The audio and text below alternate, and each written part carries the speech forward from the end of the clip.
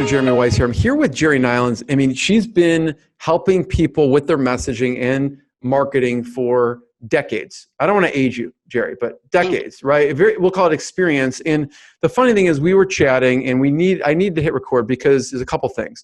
First of all, this is brought to you by Trade Press Services. If you don't know them, check out tradepressservices.com. We're on their homepage, and Jerry has a unique perspective on a lot of things. And we were talking about the right message, the right medium, guaranteed. And you were talking about what that means. Yes, thank you very much, Jeremy, for having me. We work with B2B companies, and one of the first things that we tell them is that it's critical to get their messaging right. And messaging means what they offer to their prospects and customers. The problem with many companies is they don't have a corporate distinction. They don't know what makes them different. They don't know why their prospects and customers buy from them.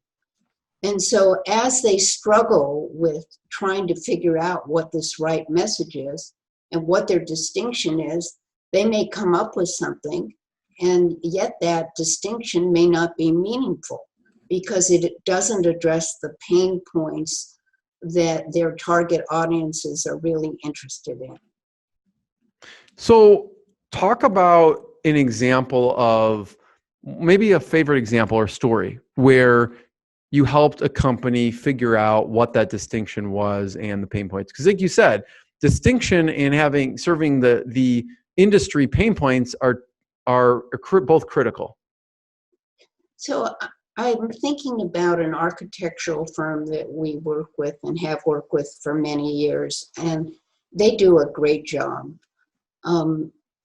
However, their corporate distinction isn't the fact that they do a great job in building schools or building labs or in building manufacturing plants. Their corporate distinction is really the process that they go through in terms of finding out what their stakeholders are interested in and what's important to them.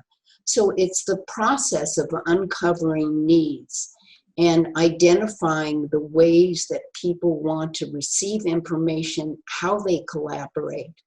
And I think that our ability to help them express this process in their content has made a significant difference in their presence in the marketplace. Yeah.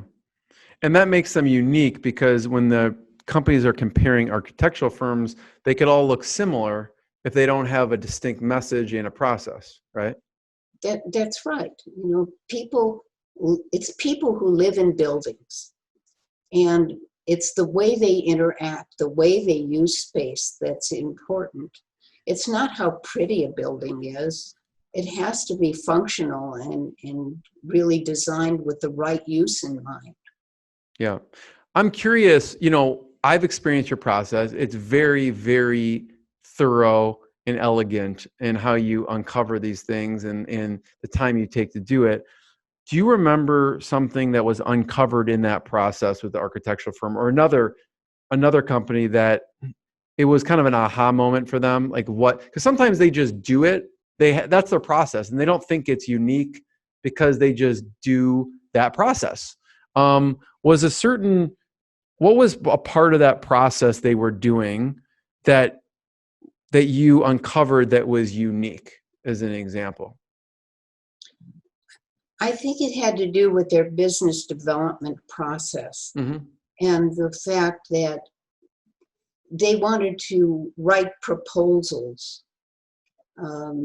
really without understanding who the buyers were, what the buying decision looked like, what the budget was, what the time considerations were.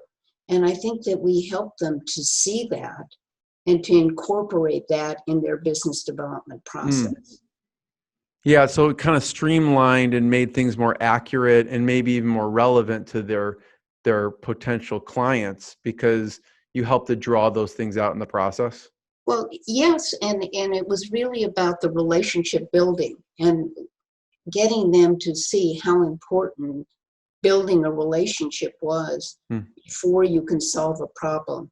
I remember a sales training course I took many years ago, and the facilitator said the sign of a professional is that if they can't uncover a need that a prospect has, that they need to learn to walk away from it. Mm.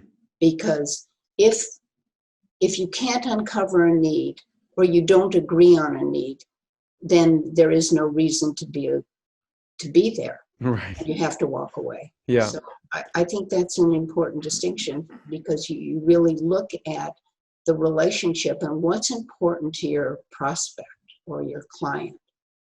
Yeah. What's So on their mind. yeah, totally. And so that talks about the right message, right? A need, a pain point. Talk about what you mean by the right medium. Well, I want to go back to the right message Go ahead. for one more moment. There are 6 universal buying motives.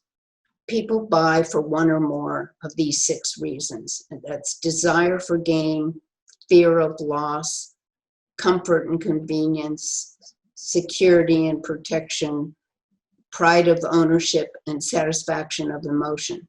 So when you're making a sales presentation, you have to find out about your potential buyers' interests in those areas. So, for example, people don't buy a Mercedes because they need transportation. They buy a Mercedes because it's pride of ownership or satisfaction of emotion. So I think that when you're looking at creating the right message, you have to look at buying motives. Mm. Okay. Now, going back to your question on the right medium, there's so many different channels to use in marketing. So I want to go back to the message. Okay. Yeah, because now you uncovered some other interesting things. So I love that you brought up the Mercedes example. What's another example where it would be like a loss example? You mentioned the gain and then the loss. What? Yeah. Fear of loss and desire for gain are intricately related. But if you have a desire for gain, let's say you make an investment of some kind, whether it's in real estate or stock market, you have a desire to build revenue or increase your net worth. But the opposite of that is your risk tolerance. So your fear of loss is how much are you willing to lose when you make that kind of decision?